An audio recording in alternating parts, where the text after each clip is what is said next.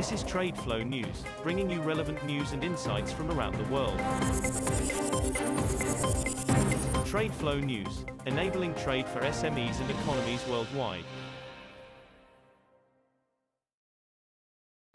These are some of the key topics that we will be looking into in today's program.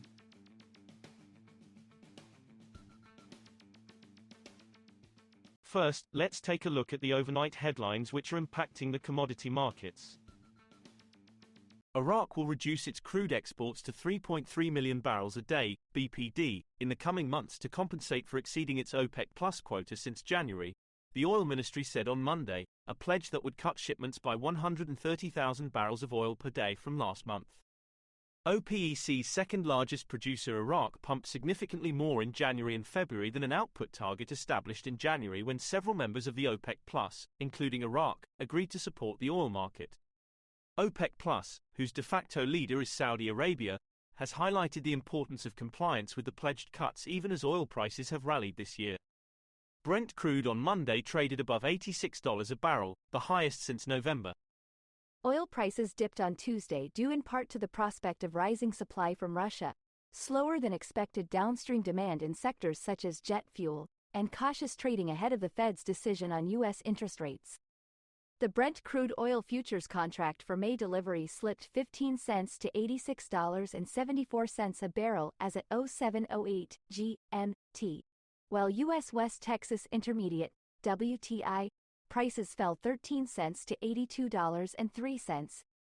The WTI April contract, with expires tomorrow, fell 13 cents to $82.59.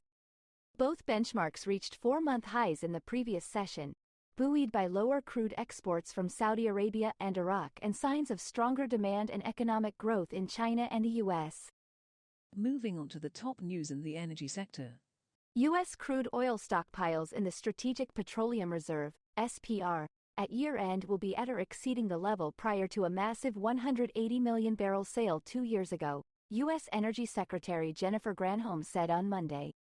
The U.S. is replenishing the SPR, after President Joe Biden's administration announced a sale of 180 million barrels of oil over 6 months from the reserve, the largest ever SPR sale, in an attempt to lower gasoline prices after Russia invaded Ukraine.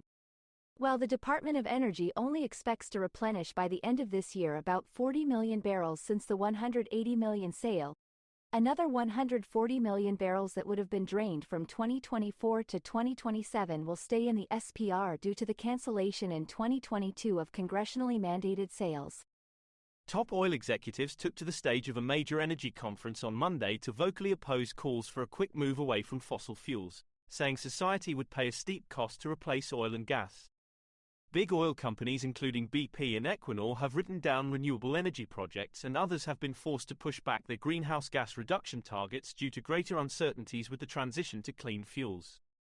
That and unexpected strong demand for oil has stiffened the industry's opposition to government and activist demands to phase out fossil fuel development.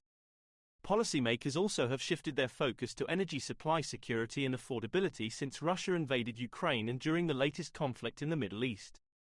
Next, we have the top news in metal markets. Indonesia has issued mining production quotas of 152.62 million metric tons of nickel ore and 44,481.63 tons of tin so far this year, and is working to accelerate the approval process, a senior mining ministry official told Parliament on Tuesday.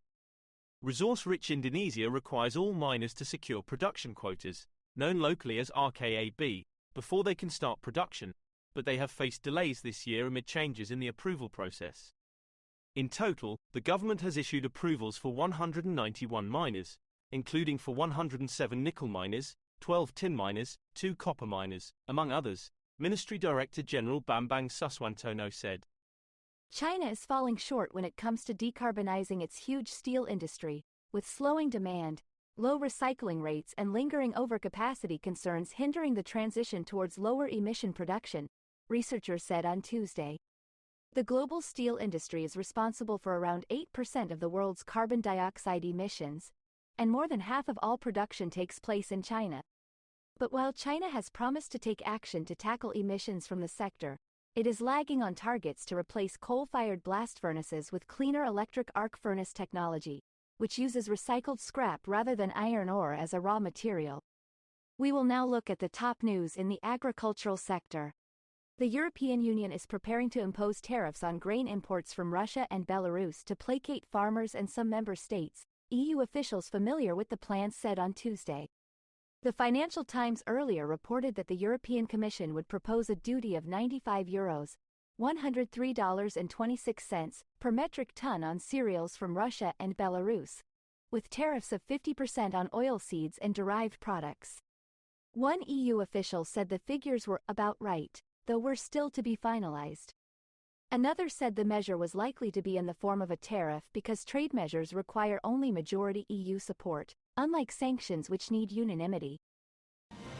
That is all for today's news on commodity markets. Stay tuned to TradeFlow News as we continue to provide you with more updates. We also invite you to follow us on Twitter at TradeFlow News, which allows you to watch our program on your mobile device or desktop to receive information from there.